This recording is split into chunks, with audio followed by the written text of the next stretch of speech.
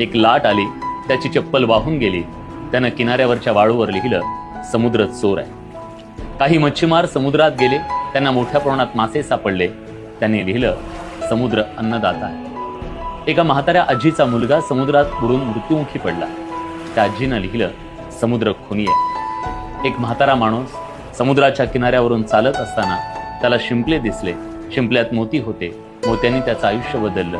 त्यानं लिहिलं, समुद्र दानशूर आहे. तेवढ्यात एक मोठी लाट आली, सगळं काही मिटून गेली. याचा अर्थ काय? याचा अर्थ आहे, कोण काय म्हणतं याच्याशी समुद्राला काही देणं घेणं नसतं. तुम्हालाही आयुष्यात समुद्र बनायचं असेल तर तुमचं काम करत राहा. लोक काय म्हणतात याकडे कधीच लक्ष देऊ नका. लोकांचं जोवर स्वार्थ आहे तोवर ते आपलं म्हणतात. स्वार्थ साध्य झाला की बदनामी करतात.